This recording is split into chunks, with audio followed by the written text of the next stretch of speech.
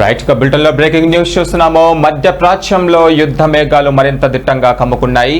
Iran supreme leader Khamenei మరణం తర్వాత తీవ్ర రూపం దాల్చిన ఘర్షణలు ఇజ్రాయెల్ హిజ్బుల్లా మధ్య భీకర దాడులకు దారితీశాయి. ఈ క్రమంలో లెబనాన్లోని సుమారు 50 గ్రామాల ప్రజలు వెంటనే తమ ఇళ్లను ఖాళీ చేసి సురక్షిత ప్రాంతాలకు తరలి వెళ్లాలని ఇజ్రాయెల్ సైన్యం హెచ్చరికలు జారీ చేసింది.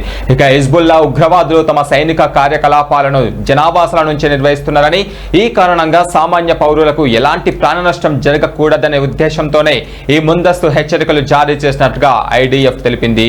గ్రామాలకు కనీసం 1000 మీటర్ల దూరంలో ఉన్న ఖాళీ ప్రదేశాలకు వెళ్లాలని ప్రజలకు సూచించింది.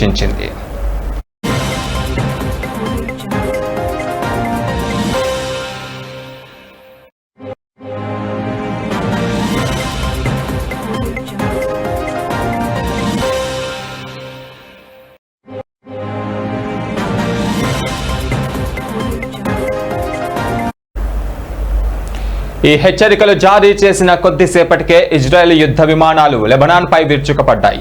రాజధాని బీరూట్తో పాటు దక్షిణ తూర్పు లెబనాన్లోని హిజ్బుల్లా స్థావరాల లక్ష్యంగా బాంబుల వర్షం కురిపించాయి. 2024 యుద్ధం తర్వాత బీరూట్ నగరం ఈ స్థాయిలో కనిపించకపోవడం ఇదే మొదటిసారని ప్రత్యక్ష సాక్షులు చెబుతున్నారు.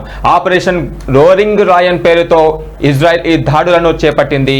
ఇరాన్ మద్దతున్న హిజ్బుల్లా గ్రూపు ఈ ఇజ్రాయెల్ పై క్షిపణులు, డ్రోన్లతో దాడికి పాల్పడడం ఇజ్రాయెల్ ఈ తీవ్ర ప్రతిచర్యకు దిగింది. తాజా పరిణామాలతో మధ్య ప్రాంతంలోని ఉద్రిక్తతలు మరింత పెరిగే అవకాశం ఉందని విశ్లేషకులు భావిస్తున్నారు.